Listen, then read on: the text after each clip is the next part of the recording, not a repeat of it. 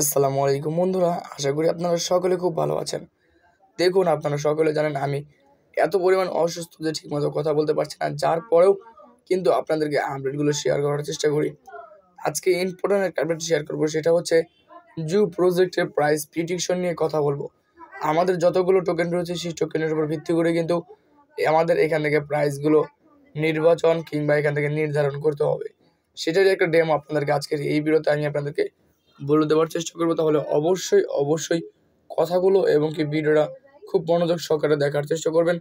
অসুস্থ থাকার মাঝেও কিন্তু আপনাদেরকে শুধুমাত্র কিন্তু আপনাদের কথা চিন্তা করে আপডেটগুলো শেয়ার করছি। তাহলে চলুন সরাসরি আমরা মূল আপডেটে চলে যাই।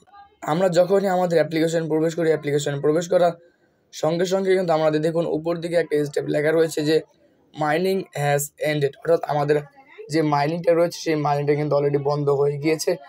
এখন আর কিন্তু আমরা এখান থেকে মাইনিং করতে পারছি না। এটা কিন্তু আমরা এর আগেও আপডেটগুলো আপনাদেরকে শেয়ার করেছি।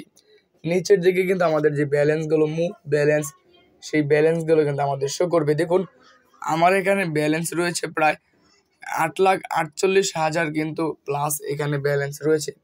সেক্ষেত্রে অনেকের এখান থেকে 1 million, 1.5 million, 2 million, 10 million, 50 million lot of ইউজারদের কিন্তু লট অফ কয়েন কিন্তু এখান থেকে থাকতে পারে। সেটার উপর ভিত্তি করে কিন্তু আমাদের প্রাইসটা ক্যালকুলেট করতে হবে। এই যে টোকেনগুলো, এই টোকেনগুলো আর কিন্তু কোনো কিছু করবে না, কিংবা এই টোকেনগুলো কিন্তু আর কনভার্ট করবে না।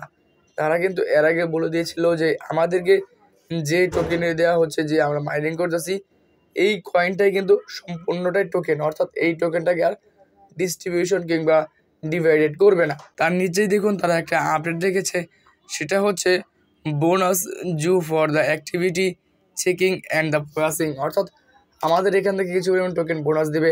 আমাদের অ্যাক্টিভিটির উপর নির্ভর করে আমরা যে রেফার করছি সেই রেফারের উপর ভিত্তি করে কিন্তু আমাদের এখান থেকে কিছু পরিমাণ টোকেন, কিছু পরিমাণ কয়েন কিন্তু আমাদের এখান থেকে বোনাস দিবে। এবং কি লিস্টিং বিষয়ে তাদের অফিসিয়াল যে চ্যানেল রয়েছে সেই চ্যানেলে কিন্তু তাদের অফিসিয়াল চ্যানেলে লিস্টিং বিষয়ে আপডেটগুলো দিয়ে দিবে। যার জন্য তারা সাজেস্ট করেছে সবসময় তাদের যে অফিসিয়াল যে চ্যানেল রয়েছে সেই অফিসিয়াল চ্যানেলে আপনারা ফলো করার চেষ্টা করবেন। তাহলে যদি আসি প্রাইস বিষয়ে কথা বলি, যেহেতু তারা এখান থেকে টোকেনগুলো আর কনভার্ট করবে না, এই যে 8 লাখ টোকেন, 10 লাখ টোকেন কিংবা 1 মিলিয়ন, 10 মিলিয়ন টোকেন, যার যতগুলো টোকেন রয়েছে সেই টোকেনে থাকবে। তাহলে আমি মনে করি আমার ক্যালকুলেশন অনুযায়ী এখান থেকে প্রাইসটা খুবই কম হবে। কেন কম হবে? যদি আমাদের এখান থেকে টোকেনগুলো ডিস্ট্রিবিউশন না করে, টোকেনগুলো কনভার্ট করে কিছু পরিমাণ টোকেনে না দেয়, যদি এই টোকেনই থাকে, তাহলে কিন্তু অবশ্যই প্রাইসের পরিমাণটা খুবই কম হবে।